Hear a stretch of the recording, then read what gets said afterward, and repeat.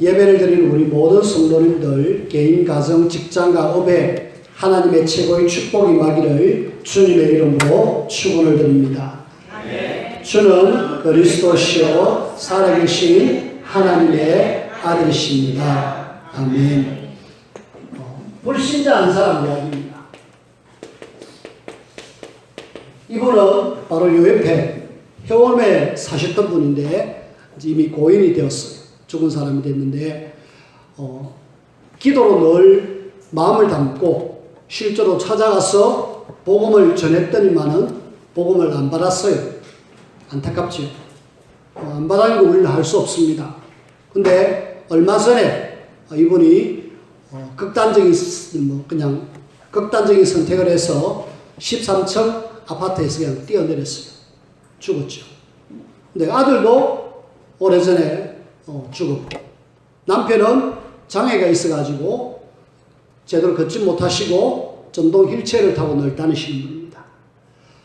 그 아들이 결혼해가지고 베트남 사람을 한 사람 데려와서 애를 낳고 이래 지금 살고 있었는데, 아들 죽고 엄마 죽고 이러니까 지금 시아버지하고 며느리하고 손주하고 이렇게 세 사람 지금 삽니다. 참 이 소식을 들을 때 마음이 많이 무거웠어요.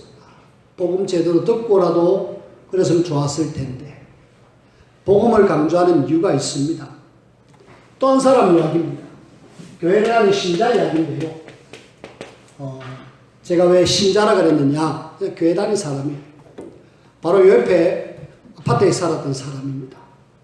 근데 답이 없으니까 답을 찾다 보니까 어디로 갔느냐? 다른 이상한 교회로 갔어요. 우리 기존 교회에서 이단이라고 이야기하는 그 교회를 갔어요. 한 7년 거기서 나름대로 했는데 하나님 은혜죠. 이게 아니다라는 걸 본인이 깨닫고 그만뒀어요. 그만두고 이제는 이제 교회를 찾았습니다. 그때 때마침 여기에서 웅천으로 이사를 갔어요. 이사를 가가지고 거기에서 교회를 이래 하나 정해가지고 한 1년 정도 믿음 생활을 했습니다. 근데 1년 정도 믿음 생활을 하는데 뭔가 마음에 안 맞아가지고 본인 혼자 또 교회를 가니까 아이들 보고 교회 가자고 해서 교회를 갔는데 아이들이 안 갈라 그래. 그래 본인은 혼자 교회 가기 그러니까 아이들하고 같이 교회 다닐 수 있는 데가 없을까 하고 이리저리 다니다가 우리 교회를 왔어요. 교회로 와서 저를 만났는데 이분은 자기가 방언도 하고 나름대로 교회를 좀 열심히 다닌 것 같아요. 근데 뭔가 제가 듣는 뉘앙스는 뭔가 지금 갈급하고 뭘 찾고 있어요. 찾고 있는데 우리 교회를 내가 요 옆에 살 때 봤다. 그래서 여기에 한번 다니러 왔다. 그래서 목사님하고 이야기를 하고 싶어서 왔다. 이야기를 했는데 저는 와도 좋습니다. 좋은데 중요한 거는 주변에 많은 교회들이 있으니까 한번 이렇게 살펴보시고 그렇게 해서 오실 수 있으면 좋겠다 라고 이야기하고 갔는데, 가기 전에 목사님 그는 교회 올게요 라고 이야기하고 갔어요. 근데 안 왔습니다. 제가 그분을 보면서 일단 답이 없으니까 아무데나 가서 거기 있다가 또 뭐가 안 맞으니까 나와가지고 여기저기 방황하는 그런 사람으로 저는 느껴졌습니다. 불신자, 신자, 지금 사실은 하나의 답이 없습니다. 또 뭐 해야 될지 모르고 있습니다. 저와 여러분들은 알고 있죠. 이 사람들에게는 진짜 복음에 대한 답이 없죠. 예수님이 진짜 우리의 모든 문제를 해결하시는 그리스도인데 이 비밀을 모르면은 결국은 사단은 딱 잡아가지고 그 사람 멸망 속으로 빠뜨려버립니다. 또 교회를 다니되 요건 모르고 그냥 다녀라. 그리고 뭐 해야 될지 모르는 분명한 목표, 이건 모르고 그냥 다녀라. 세계복음화의 분명한 목표를 하나님 알려주셨는데 이건 모르고 그냥 교회만 다녀라. 오늘 여기 계신 분들은 분명한 답, 예수님이 그리스도, 분명한 목표, 세계복음화. 내가 왜 사느냐, 내가 왜 직장 다니고, 내가 우리 가정을 왜 꾸미고, 내가 사업을 뭐 때문에 하고, 내가 사는 이유가 뭐냐? 이것 때문이다. 장로님 한 분을 내려 만났는데 참 감사하게도 이분은 부산에 살면서 공단이 미영 쪽에 있습니다. 그 공단에 업을 하시면서 지역 현장에 늘 마음을 두고 있는 거죠. 어제 제가 그분을 내려 만났는데 이분이 늘 마음에 담고 있기 때문에 여기저기 다니면서 복음 전하려고 만남을 가지고 일하는데 그중에 학교, 후대 살려야 된다. 이래가지고 초등학교, 중학교, 복음 전하기 위해서 교장선생님도 심지어 만나기도 하고요. 그러면서 야, 후대들을 어떻게 해야 될 것인가? 야, 내가 지금 사업을 하는데 이거 해야 될 이유가 분명히 맞는데 어떻게 해야 될 것인가 하면서 고민을 주기를 이야기를 했어요. 들으면서 참 방황하는 이런 신자도 있는가 하면은 그래도 여기에 방향 맞춰가고 후대 키우려는 그런 분도 계시구나. 한편으로는 이번 한 주를 지나면서 마음은 좀 뭔가 안타까웠고 한편으로는 이런 분이 계셔가지고 어쨌든 복음 전하려고. 감사하게도 이분이 저희 교회가 지사하고 가까이 있는 줄 알고 지사에 그 탈북자들이 있기 때문에 그 두 사람을 이래 만나가지고 복음을 전하고 양육을 하고 있다 그래요. 그 사람들이 여자분이기 때문에 교회를 연결시켜 주겠다. 이래가지고 만나줬는데 그분들이 제대로 세워질 수 있도록 한 번씩 불러갖고 아르바이트를 할 수 있도록 도와주고요. 그리고 이분들이 제대로 자립할 수 있도록 아는 권사님에게 미용 기술을 배우게 하고 그러면서 재료가 필요하기 때문에 거기에 대한 경비도 이렇게 지출하는 걸로 이야기를 들었습니다. 복음 때문에 이렇게 물질도 헌신하고 시간도 내고 그러면서 헌신하는 이런 부분들을 보면서 참 감사한 거 있죠. 자, 지금 제가 앞에 이 사람들을 이야기하고 또 한 사람 장로님을 이야기했는데 우리는 어떤 삶을 살아야 될까요? 분명한 그리스도의 답을 가진 하나님의 자녀가 세계복음화 속에서 우리 후대켜야 된다는 하나님의 자녀가 나는 지금 어떤 삶을 살고 있는가 한번 물음표를 던지고 여러분들 한번 스스로 질문해 보시기 바랍니다. 정말 나는 답을 누리고 있고 여기에 방향 맞춰서 가고 있는가? 여러분들이 예배를 통하여서 나를 점검해 보시고 그렇게 해서 하나님이 원하시는 사람으로 그리고 저와 여러분들이 지금 계속 이 어마어마한 일 속에 우리가 구원의 길을 계속하고 있습니다. 이걸 여러분들이 계속 하셔야 돼요. 지난 주일날 예배 끝에 구원의 길을 해야 될 이유 해서 성경구절 7가지를 이야기했는데 이 사람에게도 지금 복음이 필요하거든요. 간단하게 1분 구원의 길을 한번 해볼게요. 이 사람이 만약에 이 구원의 길의 비밀을 들었지만은 제대로 듣고 영접했다라면은 이 사람은 사단에게 잡히지 않았겠죠. 근데 복음이 없으니까 사단이 잡아가지고 그 사람의 삶을 마감하도록 만들어버렸다니까. 안 들은 거는 참 안타까운 일이죠. 우리가 해야 될 일은 이 복음을 전하는 일을 저와 여러분들이 하셔야 돼요. 자, 하나님께서 우리 사람을 창조하셨잖아요. 사람을 창조하실 때 하나님은 최고의 축복의 사람으로 우리를 창조해 주셨습니다. 하나님의 형상이고 그리고 생육하고 정복하고 번성하고 다스리고 땅에 축복한 그런 어마어마한 복을 우리에게 주셨잖아요. 근데 딱 하나 선악을 알게 하는 나무 열매 따먹지 마라. 하나님 말씀에 순종하기를 원했어요. 근데 문제는 하나님의 말씀을 어기는 창세기 3장 문제가 일어나죠. 하나님을 떠났다. 요 모든 배후에는 요한복음 8장 44절 마귀가 그리고 이것을 우리는 죄라고. 자, 우리는 감사하게도 요 근본 문제에 대한 문제를 알고 있습니다. 이 땅의 사람들은요, 요걸 몰라요. 이걸 몰라가지고 왜 자꾸 내가 불행하게 사는지, 그리고 내가 제일국 죽으면은 지옥 가는데 이 비밀을 모르는 거 있죠. 여기에 대한 문제에 대한 인식을 아예 몰라요. 하나님을 떠난 사람은 결국은 불행하게 살다가 영원한 지옥으로 가는데 하나님이 사람을 만들었는데 이렇게 해서는 안 되잖아요. 그래서 하나님은 구약의 메시아, 신약의 그리스도, 그분 예수님을 보내주셔가지고 이 예수님으로 인하여서 하나님을 떠난 인생을 요한복음 14장 6절에 하나님 만나는 길을 열으셨잖아요. 그리고 마귀, 요한일서 3장 8절에 마귀를 멸하셨고, 그리고 제 문제 로마서 8장 2절에 완전히 해방시켜 주셨습니다. 이분을 제대로 알고 마음속에 영접하는 순간에 하나님의 자녀가 되죠. 하나님의 자녀는 불행이 아니라 이때부터 행복 시작, 그리고 영원한 천국. 예수님을 영접하시겠습니까? 답을 찾지 못하니까 종교로, 선행으로, 철학으로, 과학으로 막 애를 쓰지만은 절대로 답이 아니죠.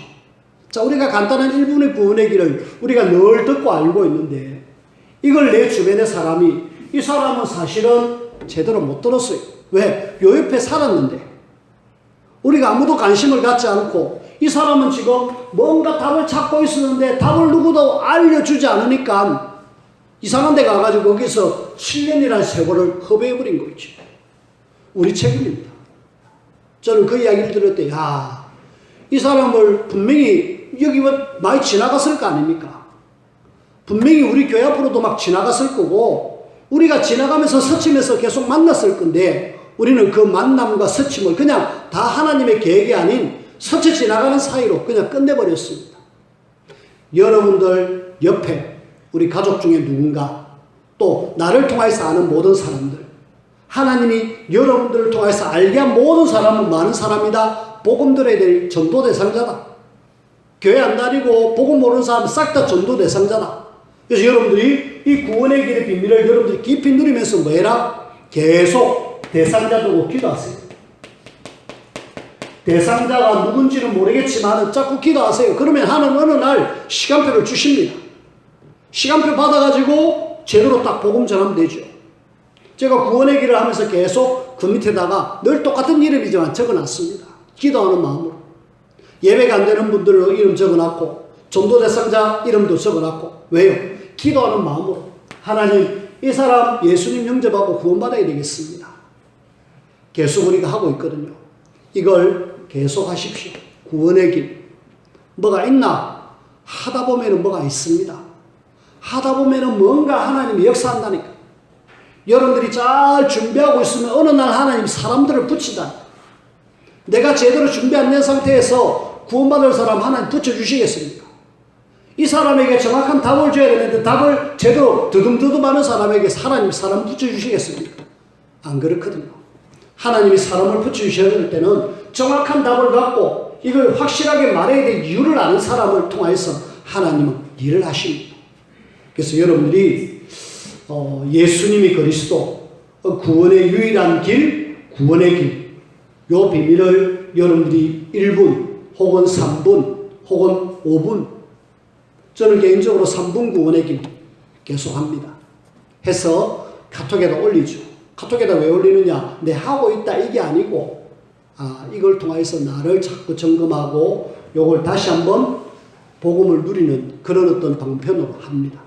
그래서 여러분들이 집에 계시면서 혹시 시간 날 때마다 카톡에다 같이, 어떻게 보면 구원의 길 파도타기입니다. 함께 타자는 거죠. 함께 해서 우리가 같이 지역복음화의 하나님의 언약을 이루는 이 일에 저와 여러분들이 잘 함께 인도를 받으며 쓰임받는 저와 여러분들이 되어지기를 주님의 이름으로 부탁을 드립니다. 자, 오늘 이런 속에 제사장 임직식, 제사장을 임직을 합니다. 임직식이 아니라 위임식. 자, 그 중에 제일 먼저 오늘 하나님은 시대마다 어떤 역사를 보면 싹 다 어둠의 시대거든요. 왜? 사단이 장악이기 때문에. 시대가 다 어두울 때에, 어둠의 시대에 하나님은 참 하나님의 사람, 하나님의 교회 찾고 있습니다. 그래서 올바른 언약 제대로 아는 언약의 사람이나 언약의 교회를 통하여서 어둠을 물리치고 하나님이 빛의 나라를, 빛으로 어둠을 완전히 물리치는 거죠. 그 중에 저와 여러분들이 잘 알고 있는 창세기 3장, 6장, 11장 속에 인류가 있을 때에 여기에서 하나님은 너를 통하여서 새롭게 시작하겠다. 이래가지고 창세기 12장 1절에서 3절 아브라함을 부르셨습니다. 아브라함을 불러갖고 이제 복음의 원조 시대, 믿음의 조상으로 아브라함을 삼아가지고 새롭게 시작하겠다. 저와 여러분들의 가정의 처음 사람이라면 여러분들의 믿음의 시조고 복음의 원조입니다. 그래서 여러분들을 통하여서 하나님은 결국은 나중에 4대 만에 요셉이라는 인물이 나와가지고 세계복음 하잖아요. 이 애국을 무너뜨리고 하나님의 나라를 세웁니다. 두 번째, 이 애국이라는 나라가 완전히 흑암 나라잖아요. 애국이라는 나라가 흑암으로 완전히 사로잡혀가지고 온통 우상 숭배하는 여기에 하나님은 이 흑암에서 선택한 하나님의 사람 모세와 그 어머니 요셉의 장인 이드로 그러면서 한 6명, 모세 포함해서 한 6명을 통하여서 하나님은 출애굽을 시작합니다. 어둠이 아무리 강하다 할지라도 언약 가진 소수의 몇 명을 통하여서 하나님은 싹 바꿔버립니다. 애굽의 흑암 문화를 완전히 무너뜨려 버립니다. 10가지 재앙을 내려가지고 흑암 문화 무너뜨려 버립니다. 그 대표적인 사람 모세, 그 외에 6명. 일단은 모세, 이드로, 요게벳, 그 다음에 요수아, 갈렙, 그 다음에 나중에 가나안 정복의 라합, 이런 사람들, 나중에 그 형 아론, 한 7명 정도가 출애굽하는 그 일에, 그 다음에 이 블레셋이라는 나라가 계속 어렵게 만들었잖아. 심심하면 공격해오고 어렵게 만들었는데 사사 14명이 세워져도 이 블레셋 나라 하나 제대로 처단 못했어요. 근데 4명 누굽니까? 일단은 사무엘의 엄마 한나, 그 다음에 다윗의 아버지 이세, 이 4명의 사람이 제대로 딱 세워지니까 이 렘넌트 제대로 세우니까 블레셋이 꼼짝 못하는 거죠. 전쟁이 거치고 그 뒤에 골리앗 쳐들어왔을 때 박살내버리고 다시는 이스라엘 나라를 건드릴 수가 없었어요. 어둠이 아무리 강하게 일어난다 할지라도 결국은 언약의 소수의 사람 앞에서는 꼼짝 못하는 거죠. 우리는 블레셋 이후에 아람이라는 나라가 쳐들어왔고 계속 공격하고 틈틈이 쳐들어왔거든요. 그때 하나님은 언약 가진 엘리사, 물론 엘리사 앞에는 엘리야 스승님이 있었죠. 그리고 오바다라는 중직자가 안 있었습니까? 이런 사람들 제대로 세워지니까 아람 나라는 꼼짝 못했어요. 지가 아무리 공격해도 막아버리는데 어떻게 하겠습니까? 하나님의 능력으로 엘리사는 눈이 어두워지게 해달라고 해서 기도할 때 눈이 어두워져 가지고 이 사람들이 막 방황하는 속에 싹 이끌어가고 사마리아에 딱 갖다 놓고 포로로 다 만들어 버렸다니까. 다시는 쳐들어오지 못했어요. 아람. 그 다음에 우리는 이 지금 아수르 나라, 이 바벨론 나라, 이 나라들이 계속 포로로 만들어 갔을 때에 몇 명입니다. 다니엘과 같은, 그리고 새 친구, 그리고 에스더, 이런 소수의 사람들을 통하여서 하나님의 살아계심을 나타내버렸어요. 어둠이 강력한 거기에 하나님의 나라에 빛을 비춰가지고 어둠을 무력화시킵니다. 이 다니엘거는 4명의 왕을 거칠 정도로 그렇게 하나님 앞에 쓰임받았습니다. 우리는 어둠이 아무리 강하다 할지라도 빛의 어마어마한 언약의 사람이 세워질 때마다 어둠이 맥을 못 추고 있죠. 로마가 이스라엘을 속국해가지고 어렵게 만들었는데 여기에 바울이 초대교회가 세워지니까, 그리고 바울을 도왔던 한 30명 중직자들이 함께 하니까 로마는 완전히 무릎 꿇었어요. 250년 만에 로마는 기독교 앞에 항복하고 말았습니다. 그로부터 한 1500년 정도 흘렀습니다. 중세 시대가 맞죠. 근데 중세를 우리는 암흑시대라고 합니다. 1500년 동안에 이 지금 로마가 기독교 국가가 돼가지고 완전히 기독교가 쫙 오는데 제일 중요한 요 예수가 그리스도 세계복음화 요 비밀을 놓치니까 이 중세 교회는 완전히 교회가 종교로 바뀌어버렸습니다. 완전히 암흑시대가 됐는데 여기에 몇 사람, 특히 루터 같은 사람, 칼빈 같은 사람, 이런 사람들을 통해서 하나님은 종교개혁을 일으켜버렸습니다. 이거는 교회사적인 그런 이야기죠. 그리고 여덟 번째, 근대에 들어와가지고 18세기, 19세기에 역시 복음 놓침으로 어려움을 당했는데, 이때 하나님은 무디 같은 사람, 웨슬레 같은 사람, 이런 사람을 통하여서 하나님은 일을 하시는 거죠. 그리고 중요한 것은 지금 현대입니다. 우리가 살고 있는 현대, 여기에 하나님은 지금 누군가를 쓰기를 원하셔야 돼요. 그러면은 요 사람들을 쭉 이래 보면서 도대체 이 사람들이 어떻게 해서 쓰임받았을까? 그럼 요 쓰임받은 사람을 통해서 하나님 요 시대에 쓸 거 아닙니까? 그것이 뭐냐? 요겁니다. 요 비밀이 있는 사람을 하나님 쓰셨어요. 예수님이 그리스도, 정확하게 말씀을 가진 하나님의 사람들이 일어나가지고 빛을 발하면서 복음을 전하면서 세계복음화했던 요런 사람들. 지금 이 시대에 하나님 쓰시는 사람은 바로 그 사람입니다. 그 사람을 우리는 렘넌트라고 합니다.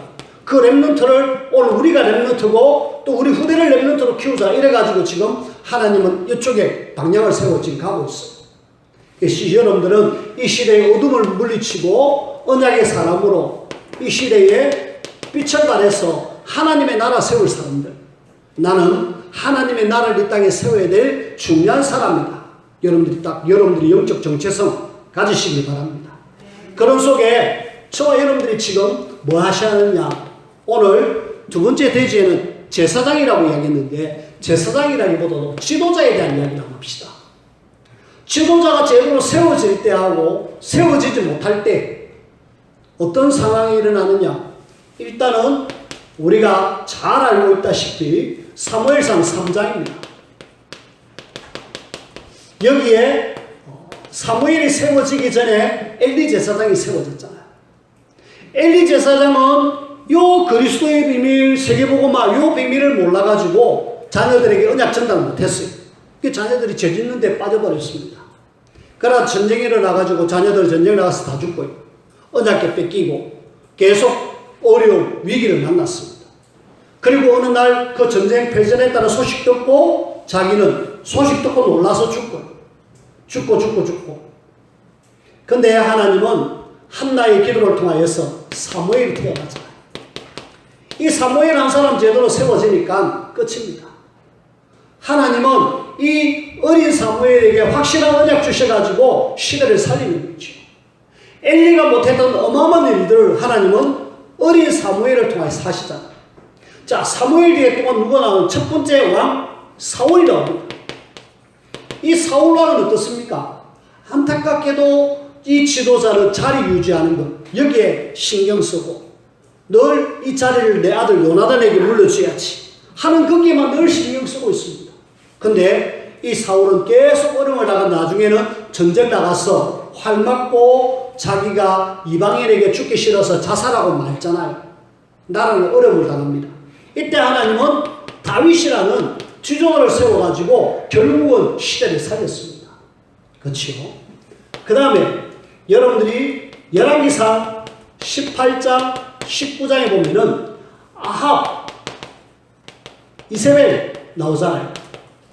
특히 이세벨이 우상을 가져와서 나라의 전국에 우상을 깔아버립니다. 왕비라는 어떤 권세를 가지고.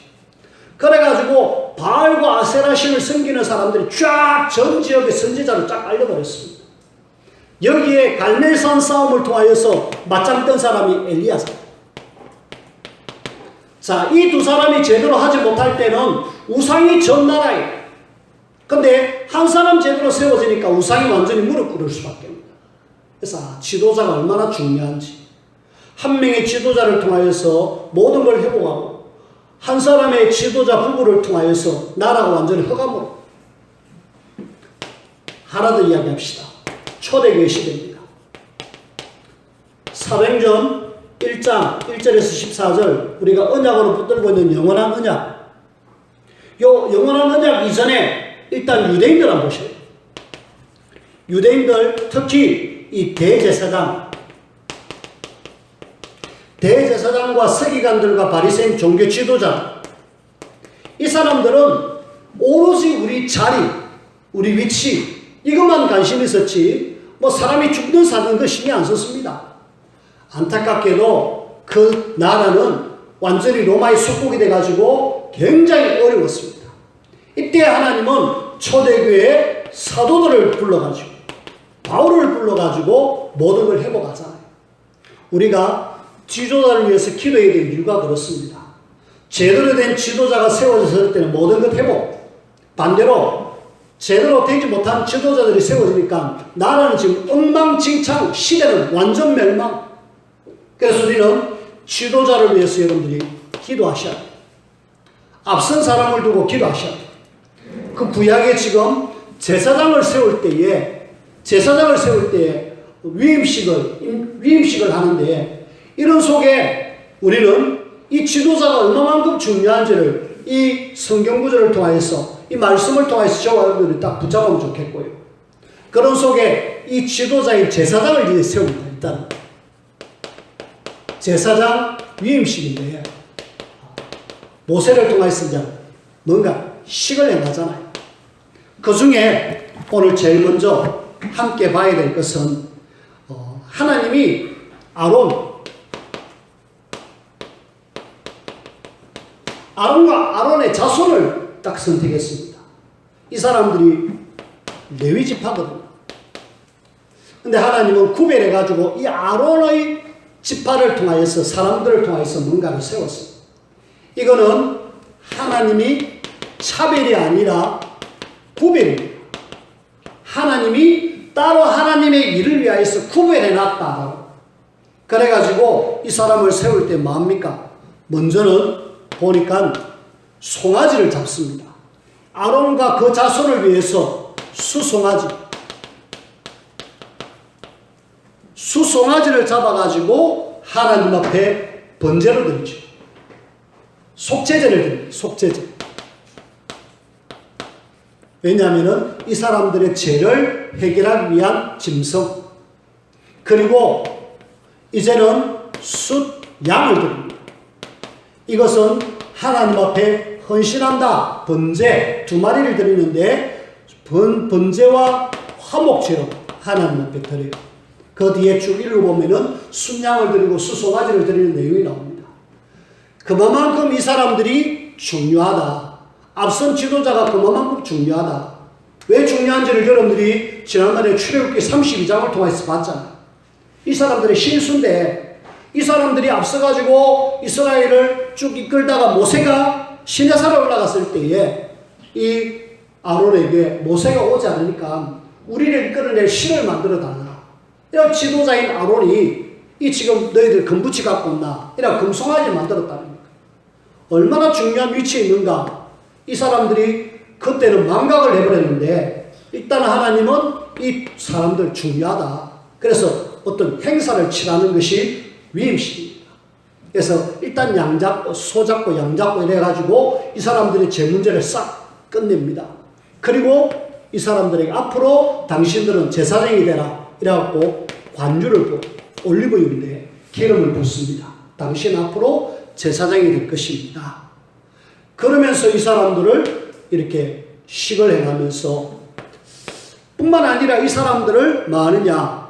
제사장 신분을 상징하는 어떻게 보면은 신분 상징을 위하여서 옷 그리고 머리에 면류관을 씌우고 여기에 옷은 여러분들이 한번 인터넷 한번 찾아보세요.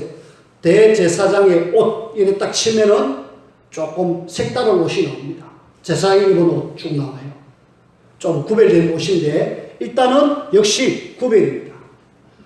신분을 상징하는 옷 보면은 판사도 보면은 옷을 따로 입죠. 왜? 재판해야 될 사람이니까. 그리고 목사를 보면은 가운을 입습니다.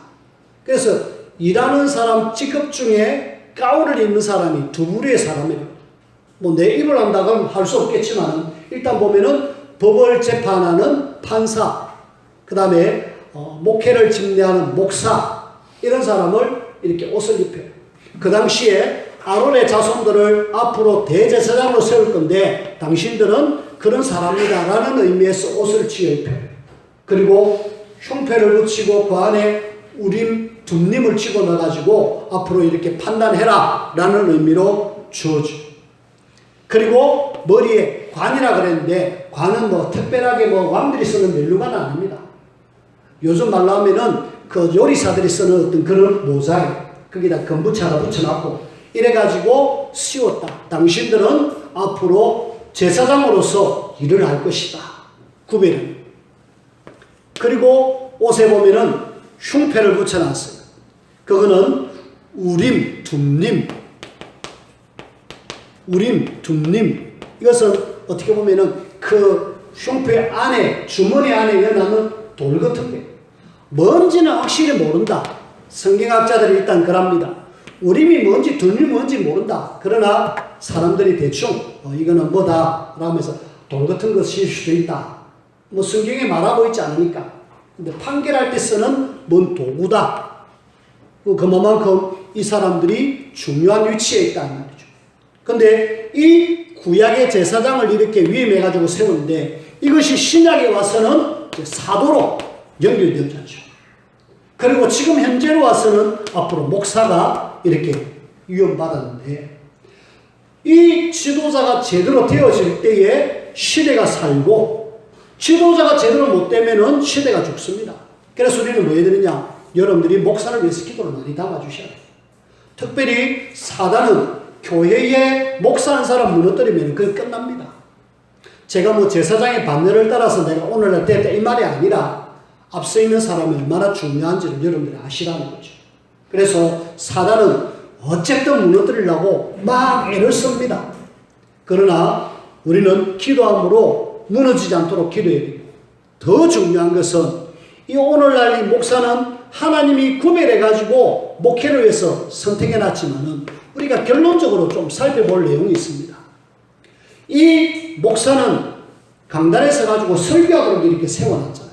근데 성경에는 베드로전서 2장 9절에는 우리 모두를 뭐라 그러냐? 왕같은 제사장이다. 구원받은 모든 하나님의 자녀는 다 제사장이다. 그래서 어떻게 보면은 이 땅에 지금 목사로 성도로 이렇게 만들어난 것은 하나님이 목회 일을 위해서 세워난 거고 사실은 우리는 다 똑같은 사람이다.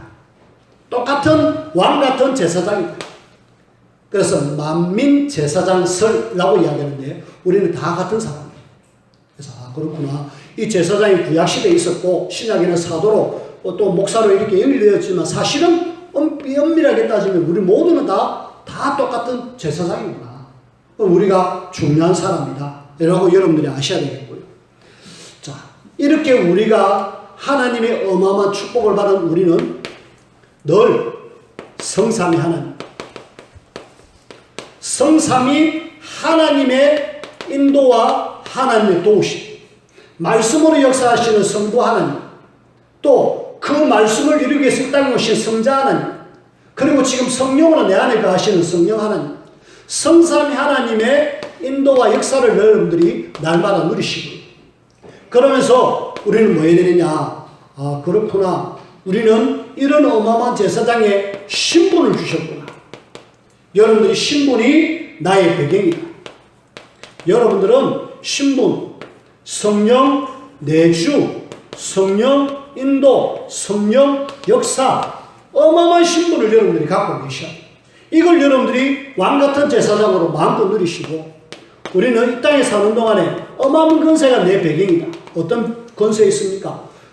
하늘 천군을 움직일 수 있는 천국이 우리의 배경이고 천사가 나를 위해서 움직여지고 흑암을 결박할 수 있는 권세가 나에게 있다. 이건 마음껏 누려라. 그러면서 왕같은 제사장으로 하나님 앞 우리가 인도를 받으며 쓰임받아야 되겠고 그리고 하나 더 성경 이사야 43장 1절부터 7절 일단은 나를 왕같은 제사장으로 선지자로 나를 불러주셨는데 부른 이유가 알고 보니까 내 영광을 위해서 너를 창조했다. 그리고 내가 너를 지명했다. 내가 너를 불렀으니까 너는 나의 영광을 위해서 살아라 라고 이야기하시죠. 그래서 오늘 저와 여러분들은 굉장히 중요한 존재입니다. 하나님이 특별히 이 시대에 구별된 하나님의 사람으로 이 지금 사실은 제사장 이야기지만은 내 이야기입니다. 내가 이런 귀중한 존재다. 내가 이 땅에 사는 동안에 어떻게 살아야 될 것인가. 여러분들이 다시 한번 점검하면서 인도받으셔서 실제로 불신자, 신자, 답이 없어 방황하는 사람들에게 하나님, 저들에게 예수님이 그리스도 정확하게 전달되어지고 하나님의 영광을 최고로 드러내는 그 일에 내가 쓰임받기를 원합니다. 그런 우리 모든 성도님들 되어지기를 주님의 이름으로 축원을 드립니다. 기도합시다. 하나님 감사합니다. 이 시대에 많고 많은 사람들 중에 구별하여 하나님의 자녀로 불러주시고 또 하나님께서 하나님의 나라 세우라고 우리를 하나님이 성별해 주셨는데 하나님 앞에 충성되어 쓰임받는 우리 모두가 되게 도와주시고 나를 통해서 하는 모든 사람들이 구원받고 하나님의 자녀의 축복을 누릴 수 있도록 인도하여 주옵소서. 예수님 이름으로 기도하옵나이다. 아멘.